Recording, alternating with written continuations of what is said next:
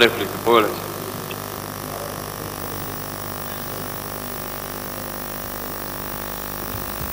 Почитувам председателе, почитувани колеги пратеници, почитувам колега Орцев. Значи, навистина не можем да ве разберам и не можем нито вас, нито вашата пратеничка група докаде ќе оди ова хипокризија. Закон кој што е општо прифатен од целиот македонски народ, поготово од помладите граѓани, кои што имаат нерешени стамбени проблеми, и закон за кој што се дискутираше воглавно во предизборната кампања и го поддржува не само гласачите на ВМРО, да помне тука и обичните граѓани кои што на овој начин гледат одреден полесен начин за решавање на нивниот стамбен проблем со субвенционирање од страна на државата, кое што од ваша страна беше кажено дека единствената привилегија е тоа што после 20 години кога ќе се вратат нема камата. Па јас не знам до сега некој да дал некои средства на 20 години без камата.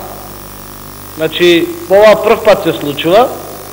И исто така, поготово немате право вие да зборувате, затоа што и не само вие, туку сите пратеници кои што доаѓаме од натрешноста, каде што квадратниот метар на стамбениот простор е многу понизок од 900 евра.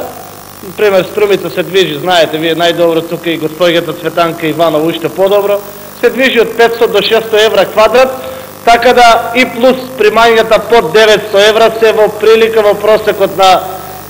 струмичани или битолчани и другите граѓани кои доаѓаат од натрешноста, и на тој начин мислам дека голем број од зградите кои што се градат во Струмица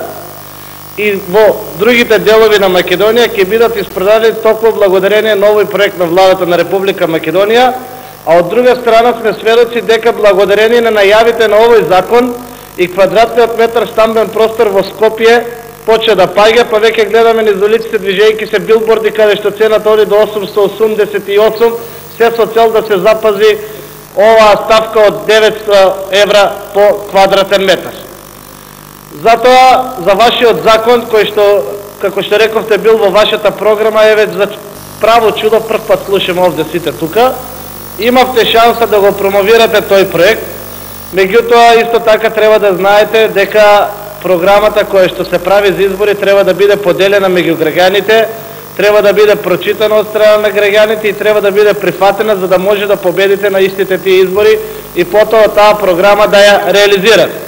И затоа не можем да ве разберам како сте изнаредени овде 15-20 души за збор за закон кој што е навистина добар, кој што и вие самите велите дека ќе го поддржите, а од друга страна го критикувате. Благодарам.